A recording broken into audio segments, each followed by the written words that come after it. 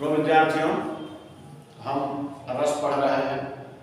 आज कई क्लास रस की चल रही है। इसमें रस की श्रृंखला में सबसे पहले हम जाने रस क्या है, उसके बाद इनके अस्थायी भाव क्या क्या होते हैं, रस कितने प्रकार के होते हैं। रस के प्रकार की श्रृंखला में आज हम विभत्स रस का अध्ययन करेंगे। कौन सा रस अध्ययन करेंगे? विभत्स रस। और आप जानते हैं विभत्स रस क्या होता है? घृणा। जिसको देखने और सुनने मात्र से ही मन में घृणा का भाव उत्पन्न हो जाए वो विभत्स होता है।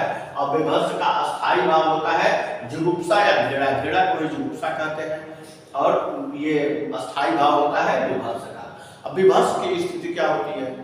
तो इसका मतलब यह है कि कोई साहित्य पढ़ने के दौरान, लिखने के दौरान, कोई नाटक सुनने के दौरान, कोई कार्यक्रम आप देख रहे हैं उसके दौरान, कोई अध्ययन हो रहा है उसके दौरान, जब जुगुप्सा नामक अस्थायी भाव, विभाव, अनुभाव और संचारी भाव से पुष्ट होकर विभाव, अनुभाव और संचारी भाव से पुष्ट होकर परिपक्व होता है, वहां विभत्स रस की उत्पत्ति होती है। अब जैसे मान लीजिए आप अच्छे विचार लेके बैठे हैं, तब तक कोई भागा भागा आया और कहा कि वहां एक लड़का बैठा हुआ है और लड़का क्या किया है, हाथ में जलेबी लिए हुए है, हाथ में जलेबी लिए हुए और शरीर में उसके फोड़े हुए हैं जिससे पस आ रहा है। तो क्या कर रहा है? जलेबी पस में लगा के खा रहा है। तो यह सुनने मात्र से ही आपके मन में घृणा का भाव उत्पन्न हो जाएगा। यही घृणा का भाव विभत्स रस को उत्पन्न करता है या विभत्स रस कहलाता है। कंप्लीट हो गया? तो अब जान गए, मन जब भिन्ना जाए खाने पीने की वस्तुओं से, सुनने की वस्तुओं से, या फिर कोई अध्ययन कर रहा है, अध्ययन करने में मन पर जब इस तरह का घृणा का भाव हावी हो जाता है तो विभत्स रस की उत्पत्ति होती है। अब इसका परिभाषा तो आपने देखा, उदाहरण देखिए। उदाहरण इसका और विभत्स बनाया गया है। सिर पर बैठो काग, आंख दो खात निकारत।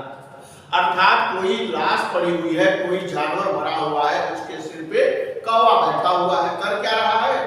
आंखों को खोद के निकाल रहा है, खा रहा है, फिर उड़ जा रहा है, फिर आ रहा है, फिर खोद के खा रहा है, निकाल रहा है, उड़ जा रहा है। खेचत जीवन सयार अति आनंद उद्धारक। और श्याल क्या है? श्याल उस जानवर की जीभ निकाल के या जीभ से उसके मांस को खाता है, निकालता है, खूब आनंद, हृदय में आनंद की अनुभूति होती है।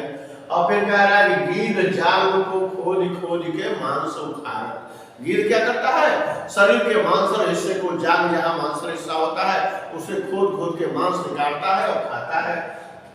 स्वान अंगुरी काट काट के ख्यात विदारक। और जो स्वान होता है, जो कुत्ते होते हैं, वो क्या होते हैं? उसके उंगलियां को काट काट के खाते हैं, विदीर्ण अवस्था करते हैं। ये सब भाव पढ़ने से, जानने से, सुनने से हमारे मन में क्या होता है?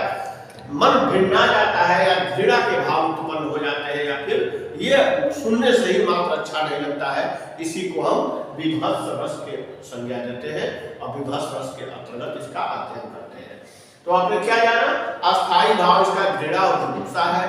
कहते हैं यह अस्थायी भाव जब विभाव, अनुभाव और संचारी भाव से पुष्ट होकर के परिपक्व होता है, परिपक्व की स्थिति में आता है, तो विभत्स रस की उत्पत्ति होती है।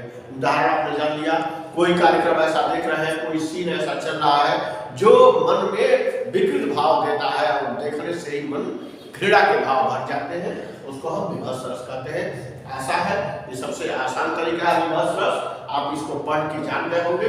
और बोर्ड की परीक्षाएं जब होती है तो बोर्ड की परीक्षा में 10वीं की परीक्षा हो या 12वीं की परीक्षा हो, रसों के क्रम में यह 4 नंबर के सवाल आते हैं। या तो रस पूछ दिए जाते हैं या फिर इनका उदाहरण पूछ दिया जाता है, या उदाहरण देकर के परिभाषा पूछ लिया जाता है और ये क्रम आपको बताना होगा। तो परीक्षा की दृष्टि से महत्वपूर्ण है, इसको आप याद रखिएगा। किसी भी प्रकार की कोई दिक्कत आपको होती हो तो कमेंट करके हमसे पूछिएगा और आपके शंका का समाधान किया जाएगा। फिर हमारी जब नेक्स्ट क्लास लगेगी तो अगले रस के बारे में हम पढ़ेंगे। तब तक के लिए अध्ययन करते रहिए। जय हिंद।